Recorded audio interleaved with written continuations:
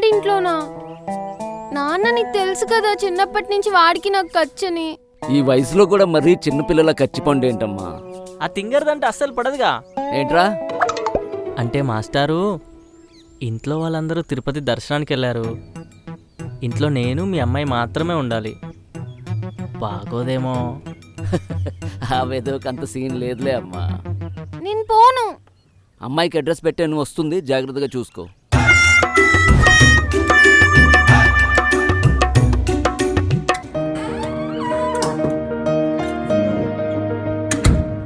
దిష్టి బొమ్మలో ఎలా నుంచున్నాడో చూడు.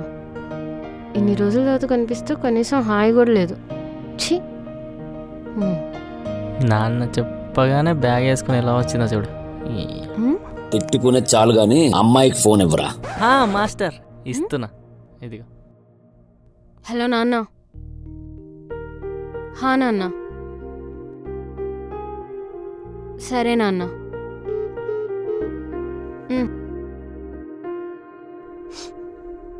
సిగరెట్ కంపు. ఈ రూమ్ కంటే మా బర్రెలు కొట్టమే నీట్గా ఉంటుంది. ఎవరుండే చోటు వాళ్ళకి నీట్గానే అనిపిస్తుంది కదా. సచ్చినోడా. సిటీకి మారినా ఎటుకారం మారలేదు అదోకి.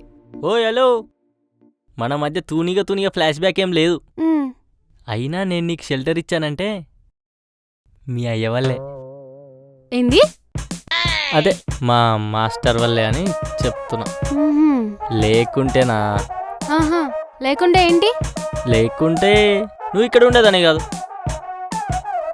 ఏదో ఈ ఏదో నోట్లో నోరు పెట్టడం నాది బుద్ధి తక్కువ. నాది సేమ్ ఫీలింగ్. ఏమన్నావు? ఏం లేదు. ఇది కిచెన్, అది బెడ్రూమ్. నీకెలా కిచెన్లో ఎక్కువ పని ఉండదు. పోయి పడుకో, ఎట్లా కష్టపడి వచ్చినావు కదా. ఎట్లా ఎగుతున్నాడేమో మా మాస్టర్.